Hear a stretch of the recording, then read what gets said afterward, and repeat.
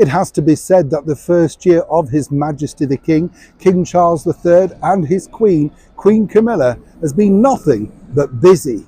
Major engagements, and in fact only second to his younger sister, the Princess Royal, Princess Anne, in taking on so many engagements, reaching the age of 75, and more importantly, family feuds in aplenty.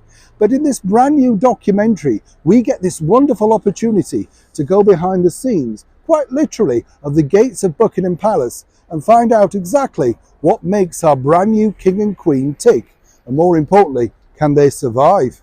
The BBC have been given unprecedented access, of course, alongside His Majesty the King and Queen Camilla, as they've toured up and down the breadth of the United Kingdom and, of course, across the world. But pivotal moments in this documentary are, of course, His Majesty the King reaching the age of 75. And more importantly, Her Majesty the Queen, Queen Camilla, battling with age and a lot of serious personal loss. Not just celebrity friends, but family friends too. This really does peel back the curtain of exactly what it's like to be royal, and more importantly, how demanding the role is. But of course, all eyes are truly on one thing. They want to know the feuds behind the family drama. Is that what's revealed in this documentary? One thing that will not have gone unnoticed, though, by royal watchers is simply this. The whole documentary is being narrated by the celebrated actress, award winner Helena Bonham Carter. Now, what's interesting here is, you see, it appears that obviously His Majesty the King, or indeed Queen Camilla, are not too concerned about the relative relations towards the Netflix series The Crown. That's the one, of course, that's depicted their lives prior to this particular role over the last so many years. You see, Helena took on the role of the late Queen's sister, Princess Margaret, and apparently recently confessed in an interview that she decided to contact a medium in order to find out what she thought Princess Margaret may have thought of her performance of her in The Crown. I hope you get the picture. So clearly there's no bad blood between His Majesty the King and, of course, Queen Camilla. Either way, she got the job. Of course, while everybody looks towards what exactly happened in that year, which has been a very difficult year, let's not forget, His Majesty the King has had to battle with personal grief, alongside losing, of course, so many people around him as the whole thing unfolded. New staff were brought on, there were lots of battles in the media, but all eyes truly were on this particular individual. Well, two. You see, during the coronation, while everything should have been going rather smoothly, behind the scenes, these two, Harry and Meghan, couldn't decide if they were going to return or not. There was a whole big debacle. The true story emerged that Meghan would have liked her own personal role alongside her two children, predominantly Prince Archie. She felt that, of course, if Catherine's children were all going to have some sort of starring role in that particular coronation, something in history, well then why couldn't they? Right until the very final moment, everything was literally hanging by a thread. And then we were told, as we all saw, that the Duke of Sussex, Prince Harry, decided to return alone. The story went, of course, that Meghan could not possibly leave her Montecito mansion because she had to be there for her child's birthday. It was the same day as Prince Archie's birthday. A really flimsy excuse to miss out on something very historical. So how is that repeated inside that documentary?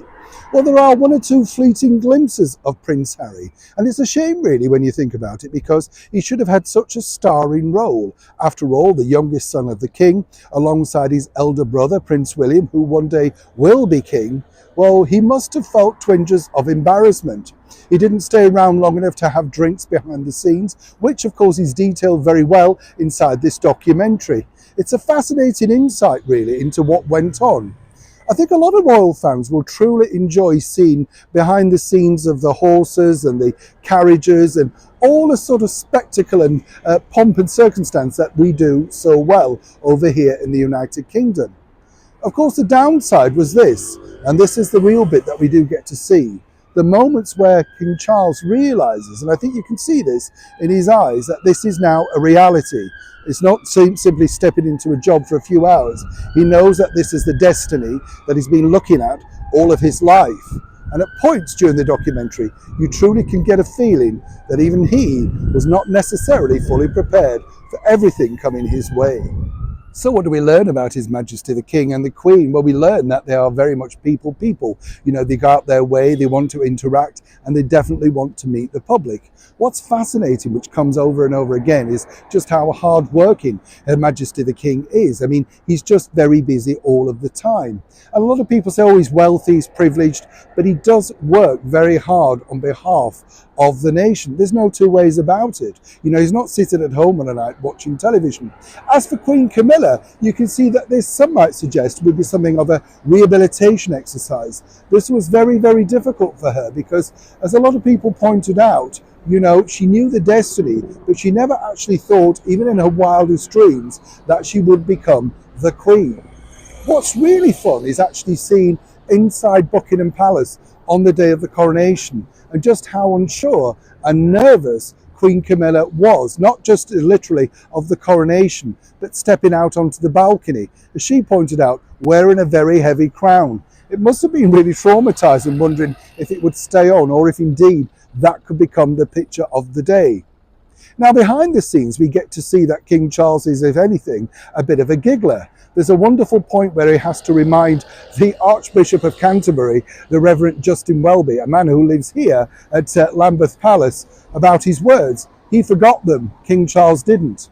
A lot of people will also notice that Prince William had his words on an auto cue sheet at the side. This was because, quite frankly, as he pointed out to camera, he was incredibly nervous. So far, all we've seen of the coronation was that very slick promotional video that William and Catherine shared with us behind the scenes of their adventure on that particular day. If you're a true fan of royalty, you're really going to enjoy this peekaboo documentary.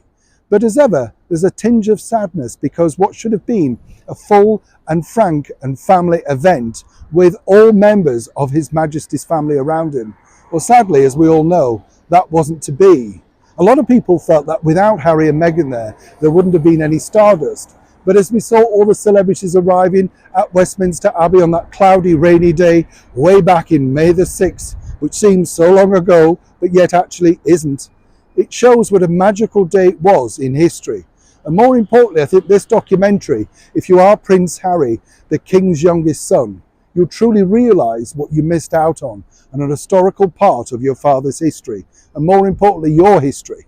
The documentary is really exciting and gives you the inner circle as to what happened in his very first year as the King. You can't help but thinking that His Majesty the King really missed out on a couple of pivotal moments in the royal year. You see, only last month the Korean president decided to visit the United Kingdom along with the First Lady.